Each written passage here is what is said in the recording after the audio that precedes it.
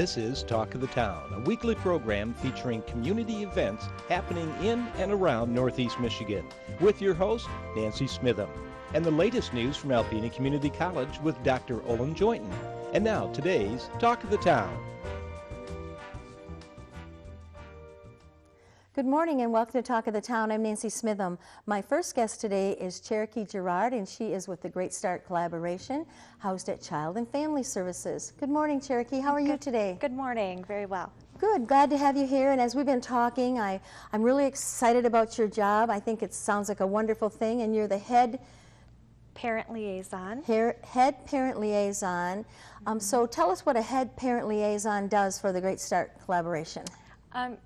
Basically, I gather information from parents about the different resources that are going on in the area, what they like about them, what they don't like about them, what we can change or make better, or anything like that that's going on. So if they have any questions that they need answered, I'm the go-to person for that. So okay, and you cover Alpena, Alcona, and Mount Morenci counties? Yes. Okay, so now parents, anyone with children, so and you actually meet with parents and children too as part of your job?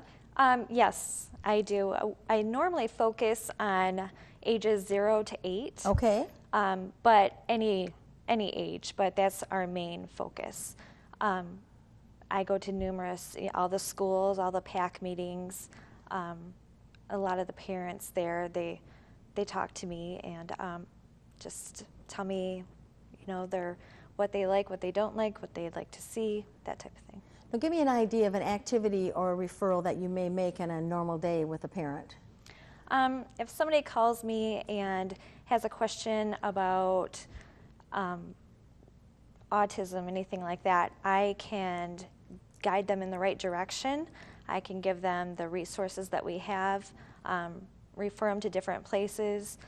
There's all kinds of different resources in the community that people don't even know about, parents don't even know about. So that's what I do, is I help them out to find out where they need to go.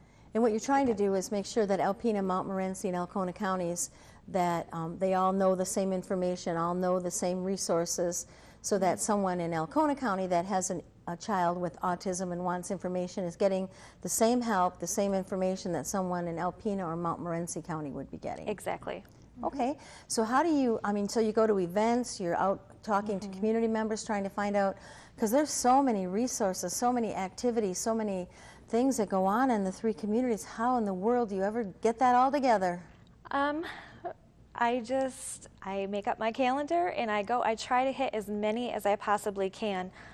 There are parents that if they know who I am and they see me at Walmart or see me on the street, they can come up and talk to me. A lot of them already do. It doesn't necessarily have to be at a meeting. It can just be if they see me at a ball game, anything like that, and they want to talk, they have questions.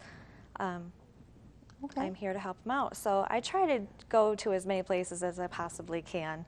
And now you actually have monthly meetings? Bi-monthly meetings. Bi-monthly meetings, okay. And where and when are those held? They're normally held at the AMA ESD buildings. Okay. We try to do the second Tuesday of every month, but it has been changing.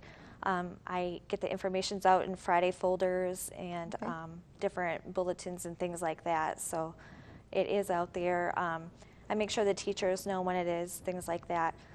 So, but as of right now, every month I try to go to every PAC meeting or as many as I can to give them all the information so they can distribute it too, in case I can't. Now when parents come to the bi-monthly meetings, what kind of things would you discuss at a bi-monthly meeting? We usually have a guest speaker that comes in and talks for a little while. There's always dinner provided. There's child care provided, so they have a little space that they can go and do a craft or whatever while the speaker is going on.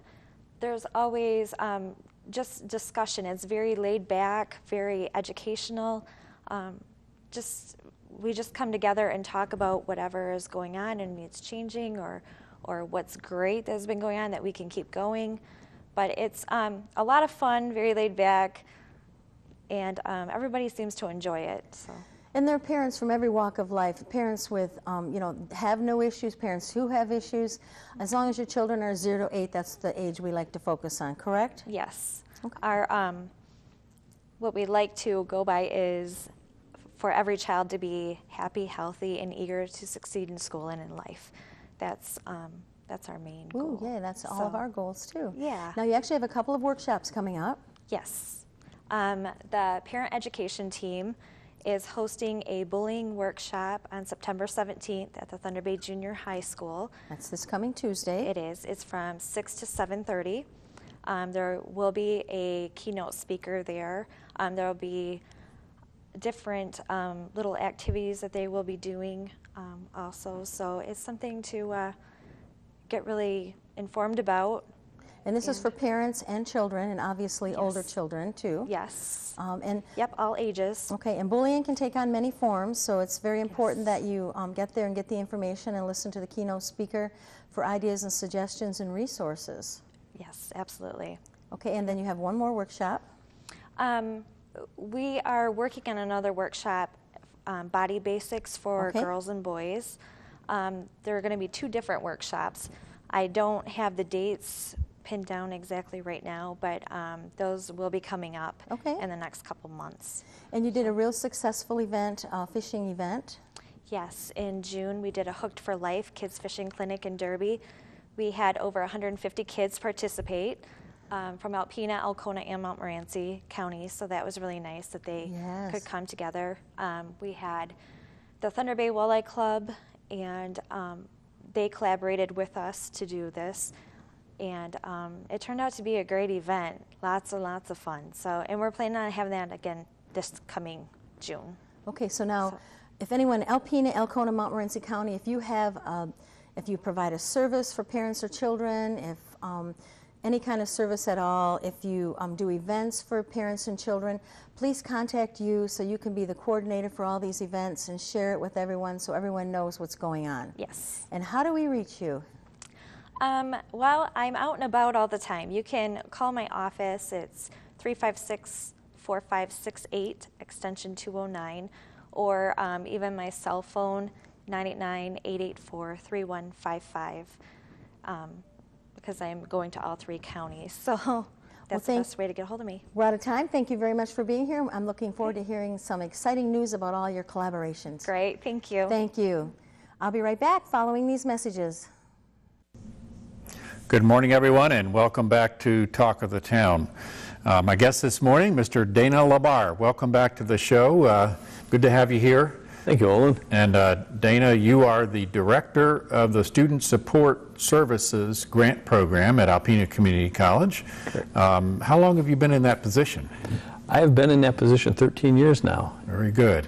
And for the benefit of the audience, where does the funding come from for these services? And then we'll get into what the services actually are. Okay. The funding for student support services is directly from the Department of Education in Washington, D.C. Every 5 years, I write the grant, and in the last grant cycle, I was able to receive approximately $268,000 a year for 5 years. The grant is designed 5 years each, right? Well, the grant lasts for $260,000 every year for 5 years. Right. So approximately $1.6 million or somewhere in that area. The grant itself is designed to work with first-generation or low-income students. And a first-generation student is a student where neither parent has graduated from a 4-year college. And we also have the opportunity, if there is an accommodation student or a disability student, we can work with them. So it's really a focus of taxpayer resources on students most likely to benefit from some extra help at ACC. Correct. Our primary goal is retention and academics. And then along with that, I do a lot of work with transfer for students. And retention being, once we have them attending ACC, what programs can we put in place to assure that they're able to keep up with their classes and do well? Many of our listeners and viewers, I remember the presidency of Lyndon B. Johnson and his War on Poverty. And as I understand it, this program, along with the Educational Talent Search program, go back to the middle 1960s with President Johnson's desire to upgrade services for people and move them out of poverty and into the middle class, or even better. Yeah, that is correct. And the current overall director for the TRIO programs, TRIO being Educational Talent Search, Upward Bound, and Student Support Services, is Linda Bird Johnson, who is the daughter of that president. And carrying on her father's legacy. Yes, sir. And she's doing a very exceptional job with that. So I imagine there are lots of viewers out there who either would say, well, in their family, they might be the first person to graduate from college, or maybe that hasn't happened yet. And so lots and lots of people in the area would be eligible for these services. Now, you mentioned academic success and retention. Let's actually start with retention in an academic setting. What does that mean? Retention means that they are able to continue the next semester, that their grade point average is high enough, that they have not created a financial upheaval. And in the past, we've talked about that college is expensive. We know that. Community college is far less expensive than a four-year university, and still it puts a burden on the student and on the family. So not dropping by the wayside and getting discouraged, right, but instead persevering and going ahead to completion, which is right. Ever so much more important these days than even it was in the past. Right. Our primary goal is that they complete an associate's degree within 8 semesters at the very most. Very good. And then we have a lot of secondary components. We do campus visits, and we've had great success with a variety of campus visits. As you may recall, about 5 years ago or 6 years ago, we started working with University of Michigan on the transfer process, because there were a few areas that our students didn't think they could transfer to U of M. Right. It's important to me that not only students are aware of that, but last year my staff and myself we had 5 students that transferred from Alpena Community College to University of Michigan that were in our program, and we were able to find $90,000 in scholarships for those 5 students. Well, that's terrific. I mean, you think about a kid whose parents didn't go to college or didn't graduate from college, maybe not being familiar with four-year universities, maybe especially elite ones like University of Michigan. And so for your program to take them on campus and put them in touch with people that can further their success, that's great. We've got a couple more minutes. What about academic success? What do your programs do to support that? For academic success, we have a math and science lab that is run through one of our technicians, Sarah Burt. And Sarah does just an exceptional job. She actually has a master's degree in math. And this is a drop-in type of tutoring as opposed to we do have individual tutoring offered at ACC, and the labs are primarily for Student Support Services students. They bring their homework with them, or they bring their work with them, and rather than that face-to-face, one-on-one, Sarah may have 5 students in there, and they may only have one question each, but it allows them a great time management skill where they say, I have math lab, I'm going to sit there. And it also gives them the confidence to say, well, if I forgot how to do that one component, I have a professional right there that is going to be able to help me through and put that in place. And how much are they charged for the service? Services are all free. You know that was a set-up question.